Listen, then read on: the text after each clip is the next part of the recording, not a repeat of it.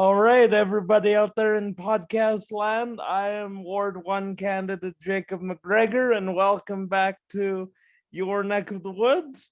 We're continuing our series looking at the candidates from the other city council races in the city of Calgary, and today I'm here with Ward 9 candidate Kimberley Feser.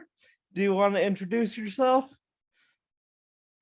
Hi, my name is Kimberley Feser. I'm running for Councillor Ward 9, and I am asking for your vote. All right, so we gotta start with the obvious first question here. How are you dealing with the heat we're all stuck in these days?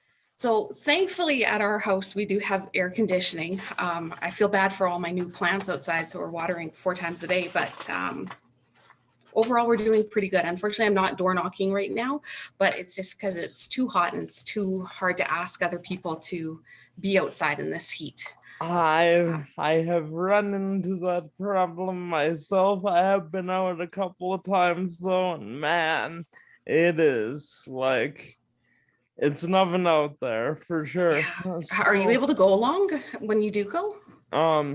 I generally do have to bring somebody with me being wheelchair bound because not everybody has an accessible house, so I need somebody to physically ring or knock the door. But yeah, I for different reasons go door knocking with someone. It's more for my safety, just in case anything happens out there. It's always best to be door knocking with somebody beside you as a woman. So I for sure.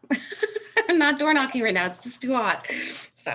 So I'm curious, what made you make the decision to get into the race? It's something we all get asked, so I figured I'd ask some of my guests as well. So I chose to get involved after, I've always loved politics, first of all. I've always really watched the federal and the provincial level politics. But I started watching more of what was going on within the municipality, and I just really started noticing just how there's definitely a lack of working together, a lack of respect, a lack of listening to the citizens around them if they've been in for too long. Or if they've been in for a while, there's definitely a disconnect that's happening. And I just wanted to be that voice who's willing to work with other people, that I'm a voice of reason, that I show that I have humility, that I won't be always acting like I know best. There's a lot of council people right now who act like they have all the answers, and let's be honest, we don't, right? We might think we know something. It doesn't make us the expert. You can't know everything, and you always get new stuff crossing your desk every day because that's the nature of how a city works. Exactly, right? So when we don't know something, we need to be willing to say that I don't know this subject, but I will look into it further and I'll ask the people who will know.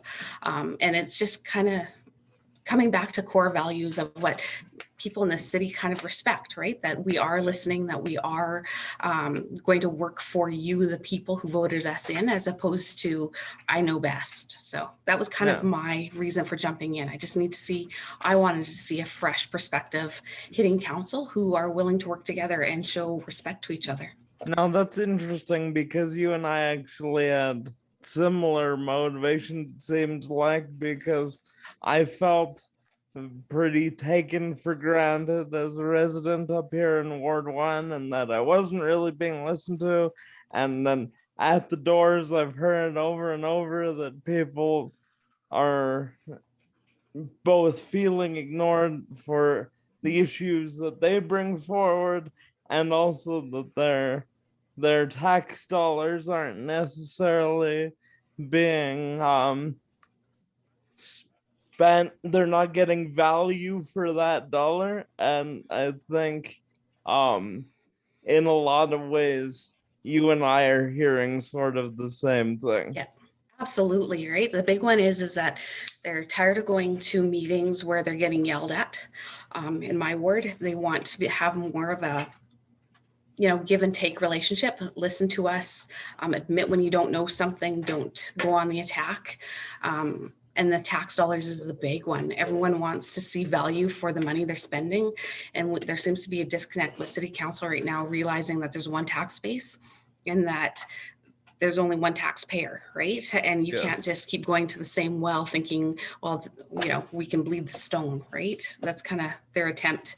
And then they're constantly looking for new ways of new taxes, right? So we need to get some stuff in line and make sure that money is being spent appropriately throughout the city. Well, and you open your property tax assessment, and you often see a little corollary document with it saying how little your taxes have gone up when compared with others. But even if you take that at face value, which even a little bit can be a lot to some people, but even if we go a little bit at a time, if you do these incremental increases over a long period, you get little bit to death after a while. Yep.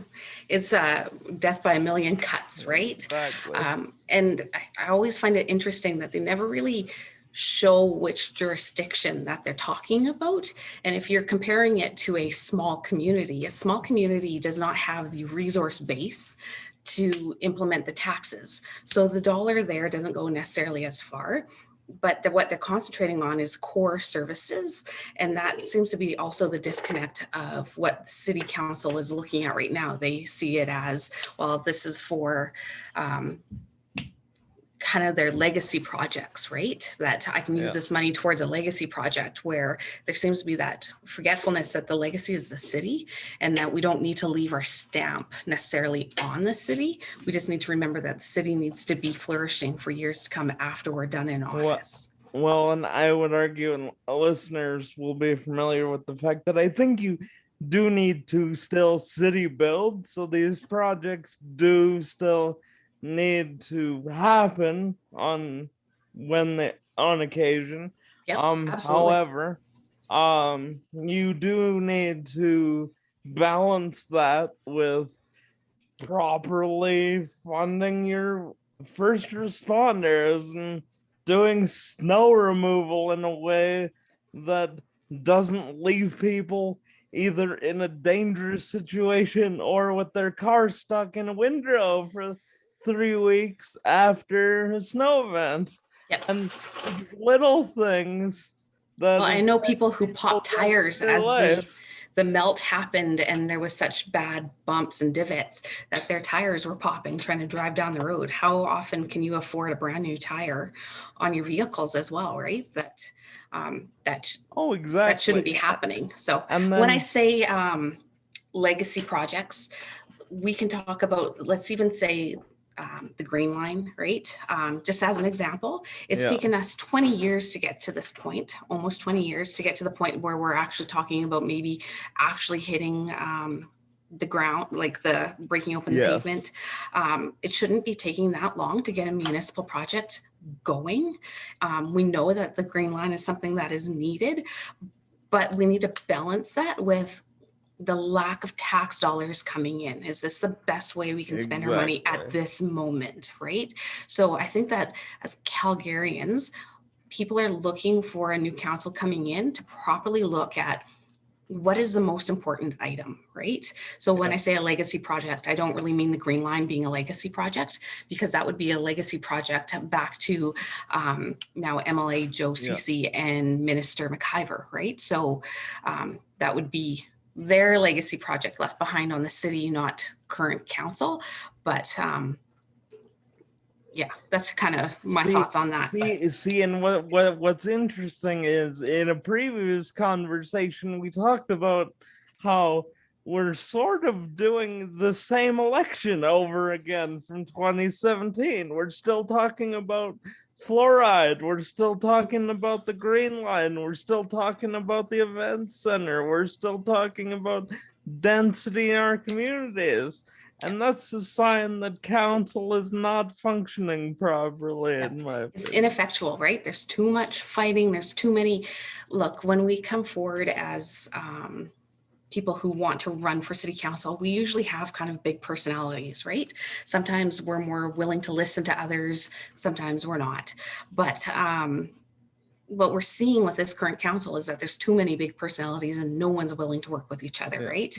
And we just need that turnaround. We need to remember that the city still needs to work. It doesn't matter who's trying to one up each other. Let's work together and do what's best for the city, right? Now, and another factor I'm seeing in that is the sort of U.S. style polarization. You're having to automatically pick a camp now, where you're either, even if you just want to do what's best for your citizens, people want to pigeonhole you onto teams. Yeah. Where I don't, and what that's leading to is, well, if that's what you want to do, then you want to destroy the city, you want to bankrupt Calgarians, and that's not helpful either. No, no. No, and it's interesting that, because I kind of had a question posed to me that made them sound like, when I was like, I want fiscal responsibility, that it meant that I was going after everyone's jobs. I'm like, how did that saying fiscal responsibility mean that we're trying to take away jobs? What it just means is that we need to make sure the money is going exactly where we said it's going, and make sure that the money isn't being used in other areas that really we could taper back a little bit. And that can be right down to how much paper we're using, right?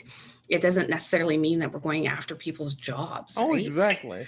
Yeah, it's always an interesting when they're trying to play the divisiveness, where it goes, right? Based on our conversation even so far, you can probably tell that I'm also what people would consider more fiscally conservative. Yeah. And that has, don't mention that on Twitter, because that comes with so many other connotations, where I've actually had like days long conversations over Twitter of, no, that doesn't mean I hate science, and no, that doesn't mean I'm not gonna get vaccinated. I worked healthcare. Exactly. It's not that I'm against science. I believe in science. I know that science can do great things for us. But again, as a city councillor, I don't know the science. I have to look to the experts. Right? And the experts that the province has access to are going to be more than the experts I have access to at City Hall. And thinking that I know better than the province just is mind-boggling to me at this moment, right? Exactly. See, and that it just shows how much people are losing sight of what you're actually saying and tagging on these other ancillary things that aren't necessarily related. Yeah, exactly, right. And I think as councillors and even running a campaign, those are the things that unfortunately we have to slug our way through and pick and choose which ones am I going to partake in. I know that there's been some people who've completely come out of opposite field on my Twitter, and I just blocked it. You know what I mean? Because there's no point in arguing with you. You've made up your mind which way you're going to go, and me partaking a part of it in Twitter just brings in the wrong, how would you say, the wrong people, right? That it'll just cause divisiveness, as opposed to showing that I want to work together. I want to listen to your opinions. I want it right. Yeah, I don't need to fight. See, it's a bit of a point of pride for me not to use my block button, and to just to actually, even if the conversation doesn't really go anywhere, to have that conversation. Just sorry, so my dog's barking. I apologize. Oh yeah, we could have a feline interruption over here as well. But yes, so even if that conversation doesn't go anywhere, my opinion is that I still like to have it, just so that I'm not seen as shutting down debate, which is another thing I hear. But it's also something that my incumbent councillor loves his block button. I pointed out just things that are obviously on the record when this process first started. Direct quotes from himself, and he decided to block me for that. And Yeah. I don't think that's really healthy either. No, and it's a fine line, right? But when it's more of an aggressive conversation happening as opposed to a thoughtful, let's work through the issues, Yeah. I just block it because I don't need it heating up. I don't need it. Oh, Maybe that's I the wrong get you, for approach, sure. but sometimes politics can be different for women as opposed to men, and that's a whole different issue altogether. But at this moment, I just want to concentrate on the good stuff, right? Like the good things being just like, I'm sure for you, name recognition at the door. Like to me, that's just like when somebody says they've already checked out my website and had heard stuff about me, I'm like, oh. Yeah. Oh, it's absolutely awesome. Even just going around the neighborhoods and people being like, "Oh, you're running for city council. I know Yeah. you from." It makes the long days that much more worth it when you Yeah. see people actually engaging. Yeah, Um, exactly, right? so I Even am the bad actually door knock. So, curious about your experience being a female candidate since you mentioned it. Have you noticed a a difference? I'm no, I find that people are really respectful, but what it is that sometimes the way they come at you on social media is a little bit different than how they would have necessarily approached somebody else. Have only have had it like one or two times where to comment on that, Yeah. but overall, it's been really good. I did meet up with somebody that when I door knocked had a very women don't belong in politics, and I'm not even Oh, debating that. That's just, you know what, you have a great day, I just want to introduce myself and I leave, right? Because exactly. That's all you can do with yeah, that kind that's of a stuff. whole other dynamic that I'm not going to change in a 5-minute conversation at the door, For right? sure. Mm-hmm.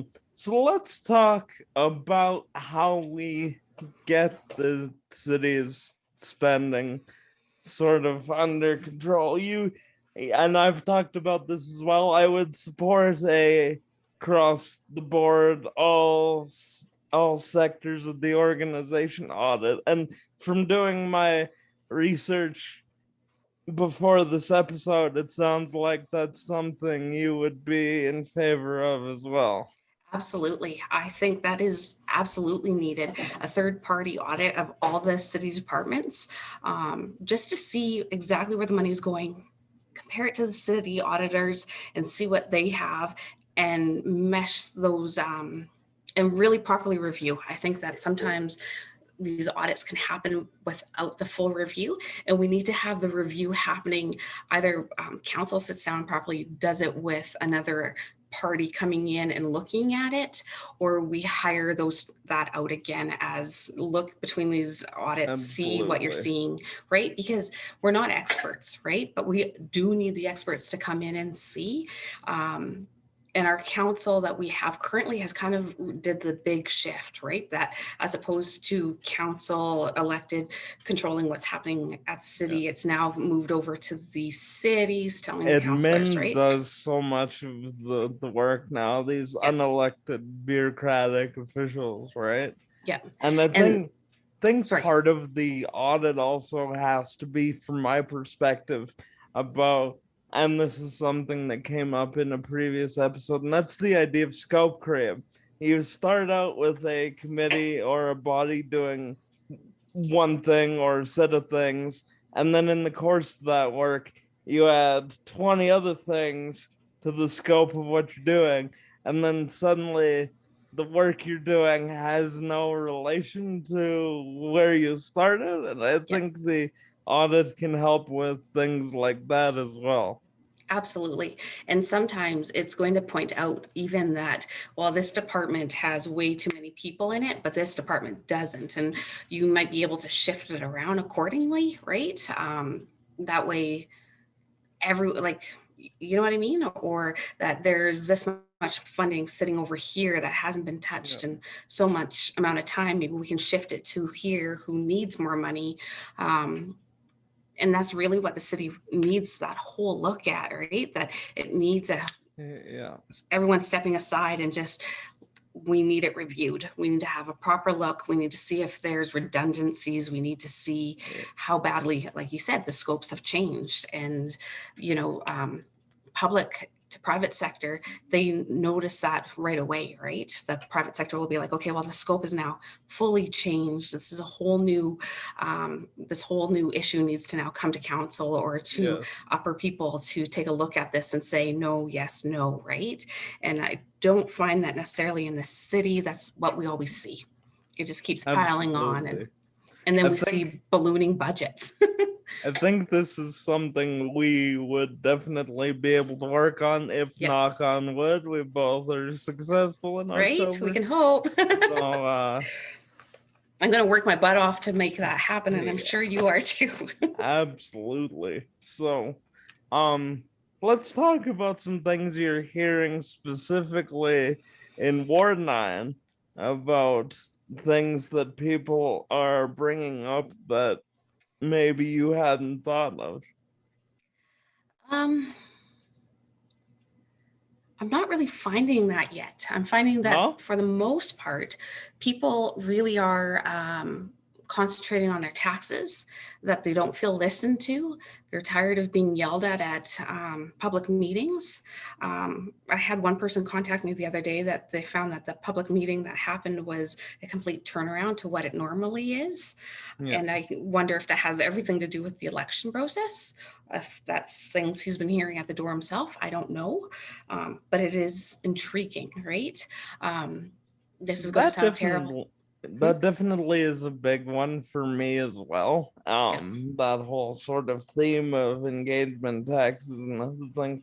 But some of the other things I'm hearing are, say, people want to talk about the urban hens bylaw. I got an email about that today. People want to have more small recreational facilities like pump tracks for bikes and skateboards and other things to get this sort of physical activity that they think will be really good for their mental health.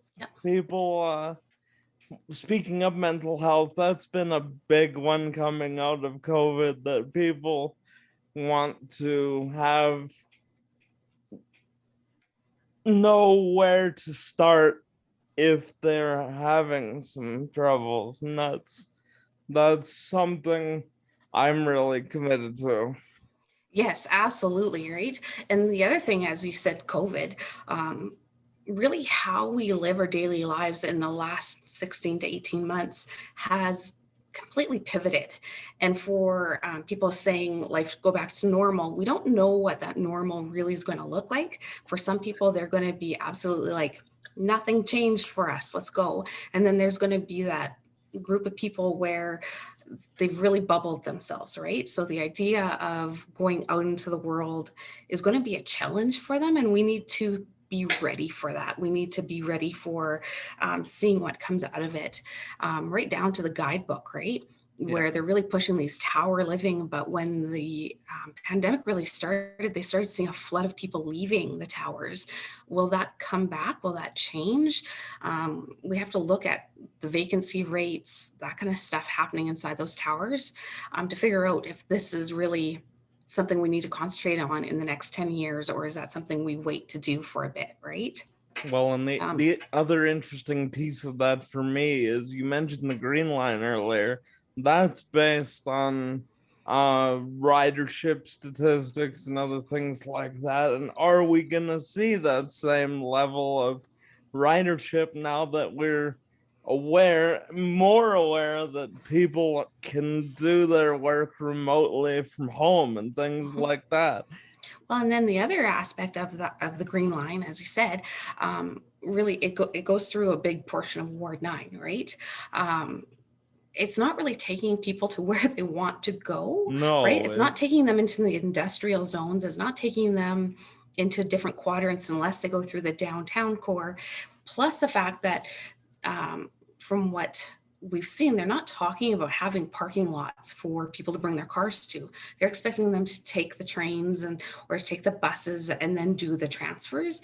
And a lot of people in that area, from what I've talked to people, they're not seeing how that makes it easier to use. It just adds the time that they're on the trains, that kind of stuff. So I think we're still slightly missing the mark of what we're needing. And I know that we're, as council, they're moving towards less cars, that kind of stuff, but we're not there yet. Right? Well, I was gonna say what you will about transit and the movement towards other forms of transportation. The most popular form of transportation right now is still a motor vehicle. So let's make it a little easier to park in the city. Let's don't plan these big towers like they have that is only going to have parking for 20% of the people. exactly. Right? Or so where no are these parking cars going? Because the city wants you to use the parkades. Well, that's not gonna work either. No. Like when I had small children, or like even you, right? The accessibility issue all to that, right? So I go to this, I'm lucky enough to live downtown, or I want to live downtown. Not everyone wants to live downtown, but you live downtown. I have to use this parkade 3 blocks away. Are the streets all cleared properly? Are they, how is it to carry my groceries home? How, right? Like there's all these list of issues that a northern city, they're not really looking at. They're not adding to it. They're not stopping to think about how their windrows are blocking crossing the streets. They're not, right? Preach. Somebody that absolutely, they're my natural and second natural enemy next to stairs, my friend. So I bet. I have trouble with stairs too. I'm very honest. I have rheumatoid arthritis. So there's certain things that I look at, okay, what's easier to, how's this easier for me to do, right? So it does change how I look at moving around the city sometimes too. So exactly. This also the whole aspect of COVID also leads me to the world's different now than it was, say, 8 to 12 years ago. So I don't see how somebody who got involved in politics multiple cycles ago could possibly be in touch with the issues that are coming to light now. I'm for a 2-term limit myself. Perfect. I'm happy to hear that. We have to keep the fresh ideas moving, right? And I don't understand how in municipal politics we can have lifetime politicians, right? I think that you give your fresh ideas, and then we need new people to come through so that who's really at the ground level is hearing things appropriately, and that it reflects at City Hall, right? And if you want to be a lifetime politician, move on. What is the saying that they say? You have to change your politicians like socks, right? Like, well, I've heard multiple different kinds of articles of clothing for that expression. Right? But the idea is that you got to change them regularly. Exactly, right? And unfortunately, unfortunately, with City of Calgary, we see lifelong politicians, and we see it again and again. And we can use Ward 13, Diane Collier-Cart, that she ran on saying, that I'm going to put in term limits. We didn't see term limits come in, and she's running for her 7th election. I'm not sure right now, I'm quoting that wrong, but she's been there for a long time. But that's what you ran on is term limits. You didn't do it, and once still again, are. I have to reference my incumbent up here said a very similar statement.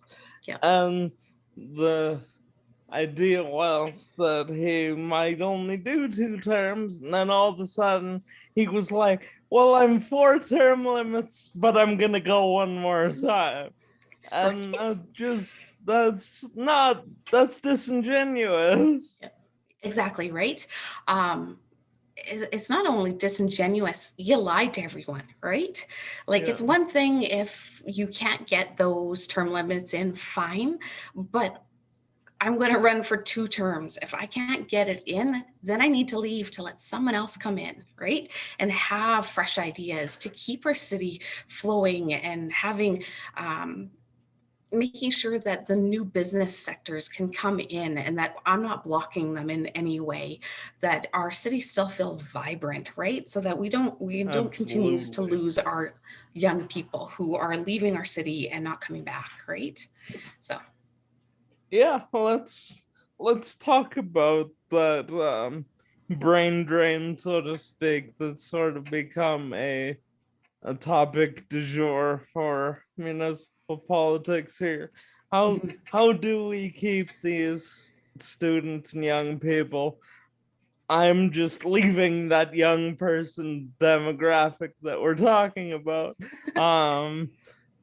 in the city after they graduate from, say, university and high school. um, that's a you look, when they leave high school, a lot of kids want to, if they lived in the city, want to experience living away from home, right? So the hope is that they will come back after they're done. So what do we do to increase the ability of bringing them back home? And right now there's this feeling that my opinion doesn't matter, I'm not being listened to, and that comes right down to like when I was speaking to the SATE group, the SATESA, they were talking about how in most other jurisdictions, it's the universities and the colleges coming to council to negotiate certain things, right? Just to help with the costs of livings, to help with transit costs.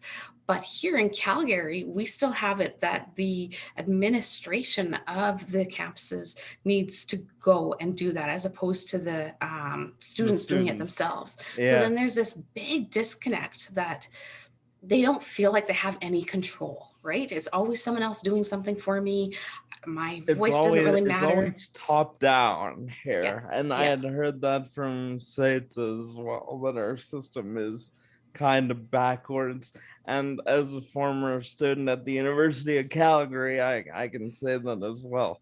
People like President Cannon aren't necessarily having the same experience as their students. So exactly, right. And what they can and can't afford, you don't quite know because you're not quite on the pulse of that, right? You're more on the pulse of what the professors need or your teachers at the colleges.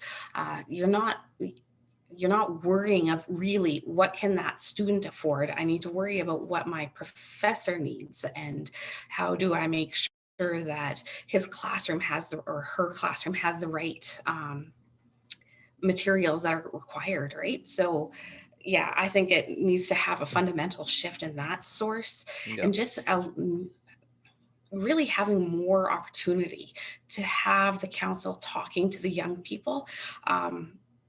Right now, we see that there's a lot of groups getting in there who are trying to control what council is doing, right? So we need to have a shift of that. Well, our young people are extremely important, so we need to get our young people into council who can come talk to us, right? So then the council chambers, let's have those open discussions with the students to find out what is important to you. What is it that Calgary is missing that you think we need? And I've said in another interview is that Vancouver is doing something very different for affordable housing. They're building multiple stuff a year, where Calgary is going to take some. I was reading a quote. It's something like, we'll need to build 200 affordable housing units, like not units, but spaces a year for the next like 20 years before we finally have enough affordable housing for the city, right? Which is kind of like that, astronomical, right? It could be 10, it could be, don't quote me 100%, but if we actually properly looked at it and did it and talked to Vancouver with how they're doing it and going about it to make it happen because they've made great strides towards it, we'd be further ahead too, which is very important for our young people that they're leaving the city because there's no affordable housing here, right? Yeah. Sorry. And again, it goes back to that issue of also being talked at and not talked with or to. Yeah. I know best, right? I don't know best. That's why I bring up what Vancouver has done, right? Yeah. And then what I've really heard a lot in the articles I've been reading is the people are flooding to Toronto because they feel like it's young, it's vibrant. There's a big art scene that they feel they're listened to, so to speak. And again, we can be reaching out to Toronto and being like, okay, how do we fix this, right? How do we make ourselves a more vibrant looking city? What haven't we done that we should be doing? And then working, like I said, with our young people to make sure we're moving forward in a way that keeps them in our city. And yet at the same time, you got to take these lessons from Toronto and Vancouver, but you also don't want to become a concrete jungle like Toronto, especially. You still need. And we're not New York. We're never going to be New York. Like we are on the base of the Rockies. We have to look at the whole picture, right? Talk to these different jurisdictions, see what they did, find out what didn't work, and then it needs to reflect what our people here want, right? We want to be able to see our mountains. We don't want to have a 12-story building in front of my house. I don't want that my streets are flooded with cars and I can't find parking myself, right? Like that's... Or that you stick a cell tower in the middle of a field for no reason. Yeah, I've gotten a few of those ones as well because we have a couple of those going up around here. So people, oh, fun. That's another failure in consultation. A lot of the times it seems like these things are already being done before people learn about them. And you can take the example of the guidebook there, and that was the probably the prime example of that, because obviously you and I are people who are more plugged into these things, and I don't know about you, but I didn't learn about the guidebook's existence until January. Right. And even at that, I didn't know a lot about it, right?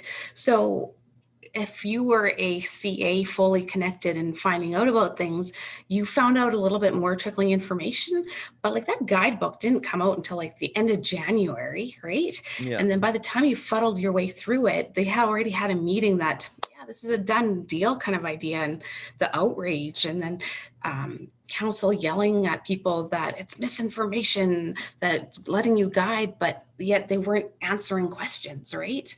I did a call in to listen to what the city was saying, right, when they were doing the information meetings. And one of the people on there actually stated that we engaged in a way to get the answers we wanted. Well, I did see that, and that's not consultation. No, that's not consulting what the city of Calgary wants. That's city planners decided they want something in particular and away they went with it, right? And I think that the majority of people stay quiet until they feel really passionate about something. And I'd still say about at least 50% of the city isn't even aware of what these guidebooks are, or even the North Hill local area plan, right? And how much that one plan is going to change the city, right? Which is a big thing for Ward 9. And it's the prototype for redevelopment in every other part of the city whenever that's gonna start. And that's the thing, if you will look at new developments that have come up, you're seeing that guidebook is already in effect. You see that the guidebook is already being used, right? So if you go even down Elbow, right before your downtown, before the Elbow River, what street is that? I know basically where you're talking about. Anyway, the new Lena's Italian Center is in the base of one of those buildings. It's the apartment building, and then we have a bunch of stores at the bottom. And that is from the guidebook, and that building's been there about 2 years now. So our city is already being influenced by this guidebook. And I think people aren't really aware of that. It's a great idea, Yeah. but And we need more people aware, right? see, the actual goals in the guidebook are not bad goals. You just gotta actually engage with citizens because they know what will work in their communities and what isn't going to. Exactly, right? And not every community is kind of meant for those apartment towers and right. And I mean, some of them great, but even Forest Lawn, their buildings have been looked at for a different age time than what they were actually built. So it's trying to bump them up so that they're younger buildings so that they can try to push through this area, this guidebook, right? So that they can get the 12-story buildings, Yeah. which will really change how that feels. And I think there's a disconnect there with how they want to see their community grow, right? I think there's a big portion of people who feels that this is getting pushed on them. They're worried again that it's just going to be more landlords in an area who just doesn't care. Exactly. Like they've bought their building and they walk away and they have a tenant in there and they're not really paying attention to the property. So there's so that's one thing I've been hearing as well is kind of the issues around that.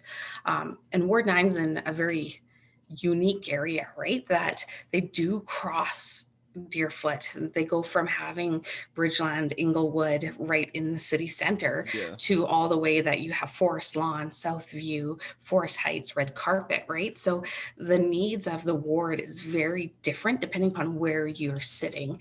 And a lot of times the current councillor they have, they don't feel that side is necessarily being listened to, right? Yeah, absolutely. Mm-hmm. Even if you look across Ward 1 up here, you're gonna see a vast difference between what people are asking for and say varsity as opposed to Bonus and Tuscany, and even between those last two. I live up in Tuscany and we have definitely different needs than Bonus, who filled up like a bowl in the floods because of how the drainage system there works. And we haven't done really anything to mitigate that since 2013. Nope, not at all, right? And you know, I had one person say like, great, Calgary is doing certain things to mitigate the flood here, but all they've done is pushed it downstream and downstream. It's coming my way now. Thank you. Downstream is smaller communities who don't have the resources that Calgary does, right? So, there's that disconnect again that we only worry about ourselves, right? Which I understand how that happens, but when we're mitigating our flood prevention, we need to think about the downstream and how are we affecting those communities? And is there a way we can work with those communities so that what we do doesn't necessarily cause them severe damage later, because those communities won't recover from that, right? And people think of the rain, it's really the drainage system that got overloaded, and that's what caused the major flooding. Yeah. So right. And people forget about that, right? That the water had nowhere to go and it just backed up and away it went. And I know it's been 8 years now since the flood, but it could happen again at any time. Look at the heat right now, and there's still lots of snow up in the mountains, but we could flood tomorrow. And what has been done to protect, as you said, Bonus? There hasn't been a lot. And what's interesting is 8 years ago was a hot summer like this, and the hot days turn into the rain eventually once the heat dome breaks. So I would see a rather large bit of rain coming at us this summer. Yeah, and I'm sure it will. I don't it always does. I don't know how great the current mitigation still is. So yeah. But getting away from issue kind of things. We're gonna get into some lighter stuff right now. So I'll Yay. start with one of the first sort of lighter segments we brought in here was, what's your favorite thing about living in your neck of the woods, Ward 9?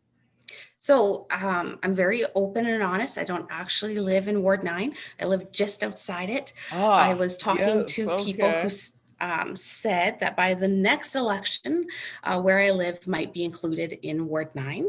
So I thought long and hard about, do I run in a ward where I am now, or do I run in a ward where I'm going to be next time, right? That's so very right. So just kind of looking at that and really thinking about it, I decided I was going to run Ward 9 and just be the outside voice, right? I'm not in one of your communities. I don't have any sweat equity in the game. I'm not looking to better just my community. I want to look at the ward as a whole. So what I love about Ward 9 is that, like I said, you can go from, you're in Bridgeland, Inglewood, Ramsey, right? Or you can go overlook some beautiful parts of the city, or the downtown core. And then you go to somewhere like Southview and you have a very homey feel in the area. You have International Ave where you can find every flavor of food you want to. And the people are very open and outgoing, and it's just very bustling, which I absolutely love about that. Another thing I like is the Pig Trail Dog Park. My dog absolutely loves that dog park, and we go all the time. As long as there's some kind of body of water, he's a happy little guy. So those are my favorite things of Ward 9. We've done that a few times now, 8 or 9, and food and parks are major themes about what people love about the city. That and the proximity to the mountains, I would say, are the big 3 themes about like the favorite things in your ward, or the For me, if I'm feeling really stressed, as long as I can see the mountains, I find that I can kind of calm down, or find that I connect to nature, right? So go walking along the river somewhere. It doesn't matter what river, as long as it's treed, as long as it's quiet. Like Sandy Beach Park, I like going to that one as well. Not in my ward, but it's an area I really like going to because it's just quiet, you know? All right, so now we're gonna get into some rapid fire. Favorite movie, book, and food?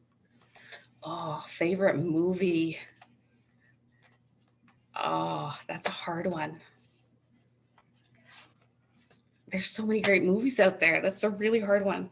I really like science fiction. Let's just go with that. We're just going to go with, I like my science fiction movies. A book series that I liked is Outlander. I like true history events mixed in with, fiction. So that would be mine. And what was the third one you asked? Movie, book, and food. Food. Oh, I love cabbage rolls and pierogies and lanesniki. Awesome. And I make it all the time. My family is part Ukrainian, so the pierogies there are a major factor for me as well. I grew up in northern Alberta, and it's predominantly Ukrainian, right? So, I have a great history in there. And then books for me, it depends whether I'm doing fiction or non-fiction kind of thing. I like my alternate history stories where you take a historical event and you change one element about it, like what if Hitler was assassinated kind of thing. Right. And then see where that goes from there. And I was very into the Harry Potter books when I was young. Who wasn't? Right. And then I read them afterwards, right? Because they were well after my childhood, but I was prepared for them when my kids started, and now I'm reading them again with my 8-year-old. So awesome. And so it's fun, right? Movies, I'm a big movie buff guy. I like you. I like my science fiction. I like my Star Wars, my Star Trek, my all that kind of stuff. Alien series, great. The Walking Dead. How like Walking Dead. that's Oh, not a movie. I know it's a TV show, yeah. but those episodes can be so long that sometimes it feels like a movie, right? I just like things that when it comes to watching movies, I want that suspension of disbelief, which really helps when you know this can never happen, right? So I can Yeah. just let go of any things I think need to happen in the movie, and it just allows me to follow the movie the way it is intended to Well, lead. and even that kind of thing for me, even like animation, like Pixar and Disney, like Yep. Toy Story was huge for me. Yep. Okay, and so let's do another one. If you could you were stranded somewhere and you could only take 3 things, what would they be? Oh, 3 things. Well, sunscreen for sure. I'm learning that one the hard way. Oh no, that's And terrible. That's terrible. Yeah, my sunscreen. What else? Um, a food processor so that I can still make different things based off of whatever is at the stranded, island kind of Interesting. idea. And I'd have to have a book. And oh, what kind of book would I take? There's so many great books out there that you can read it again and again, and each time you read it, you pick up something different, right? Yes. What would that be?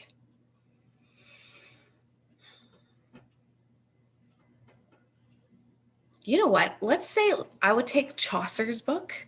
I'd take Chaucer because you would have all the time in the world to sit down and fully understand what they were trying to say, right? That's As opposed to definitely an doing it. eclectic one. I like Right? it. That's So that you different. really can sit without being interrupted and understand that book, right? Yeah. Because sometimes we're given this short little timeline while we're in school to look at a book like that, and it's well above the person reading it. And now I'm like, I need to read that book without interruptions. Well, for me, if we're going that angle, I'd Yeah. be taking Moby Dick. I could never get through the first like couple of chapters of that one, just because of the high, and I'm pretty good. I got a pretty varied vocabulary, Mhm. but the level of writing in that one is so esoteric that I never could get through the first couple chapters of that one. So Yeah. that's definitely I'm stuck here. I got time now. Let's Excuse me, read sorry. this thing. Right? You need Yeah. books like that you have the time to read it and to understand it in full, right? There's a reason those books are iconic books, right? Yeah, absolutely. So, we have a few more minutes here. Okay. So I'm gonna ask you if there was one thing that you wanted people to take away from your campaign, whether you're successful or not, what would it be? That I was approachable, that I listened, and that I respected what you had to say. I think you and I have a very, very similar goal there. Obviously, you don't go into this. You don't make the effort unless you think you can be successful. Yeah. But if you're not, I want to be the guy that listens. Yes, exactly, right? Not that I was some blowhard, I guess, for lack of better words, and that I just tooted my own horn the whole time, right? See, that's a big part of why I made this podcast a project as part of this, is because it's a way to get my message out, yes, but also have different voices on here with me and to cover all kinds of issues. It was like on one episode with a Ward 12 candidate, we were talking about the safety issue that is the orphan wells that are sitting in Southeast Calgary right now, and how there's not really a plan to either utilize or deal with that safety issue. And Well, there you go. it's a huge one. If one Yeah. of those wells were to rupture, it would affect thousands, if not hundreds of thousands of people. And it's not really an issue I would have thought about until it was brought up. So No, and I think that's sometimes the disconnect, right? Is that you and why we need that fresh voice coming in so that as our city expands, and we are going to expand, even though we'd like to see it slow down, right? But it's the nature of the beast, right? That these, as we encroach these areas that used to have abandoned wells, that kind of stuff. What is the city going to do to protect the citizens? And I would never have thought of that either. That's a yeah. big one that we have to deal with. Hey, Yeah, and I it's say not we one that as if Steve like we're talks getting in. about either. Yeah. That's interesting. But yeah, so that's an interesting part of this to just round off one of the topics we talked about. We talked about the Green Line a little Yeah. bit. What's your stance on an airport link as part of the transit system?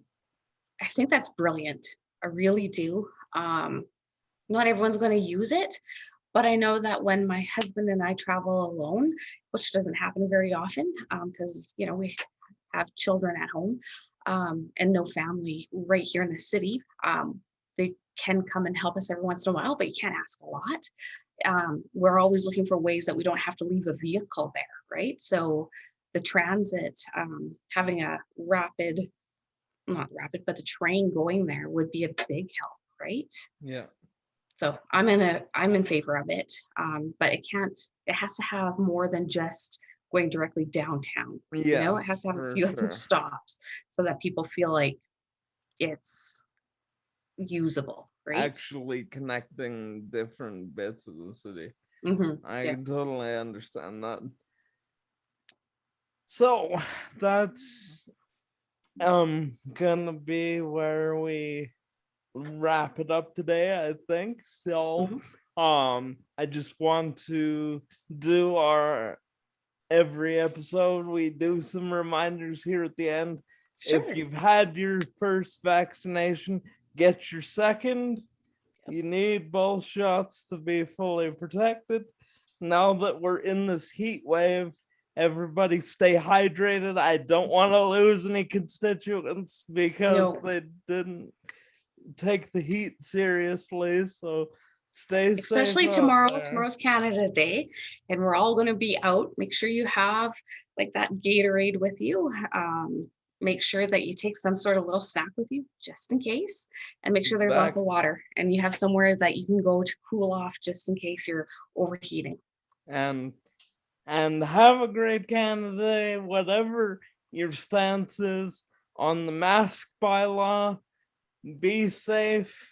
I will not be wearing a mask as much once I hit my 2 weeks after my second dose.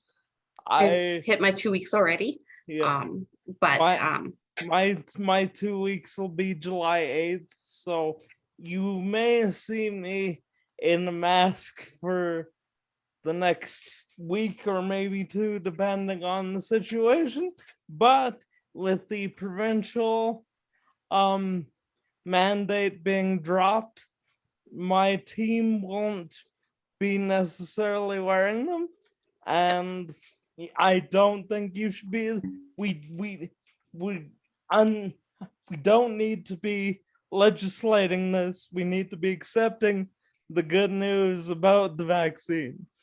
yes, and if you are someone who believes that we need to get rid of our masks and you see somebody wearing a mask, let them be who they want to be, let them be comfortable, and vice versa. If you see somebody not wearing a mask outside, let them be who they want to be, right? Everyone teaches their own, just accept everybody for how they feel. As I said in my post when stage 3 was announced, we all went through this regardless of our opinion on the response. So we all need to heal from it together, and that means being neighbors even when you don't agree with somebody. Exactly. And let's just heal together and accept how everyone's feeling and let them move through this the way they need to as you move through the way you need to. And as always, this is a conversation. So if there's any questions you want me to cover, any issues you think we need to talk about, feel free to message me on social media at Jacob for Ward 1, and you can find the podcast on jacobforward1.ca and wherever you get your favorite podcast. Kim, do you want to plug your social media and website and all that wonderful stuff? Thank you. So kimberleyfeser.ca, nice and easy.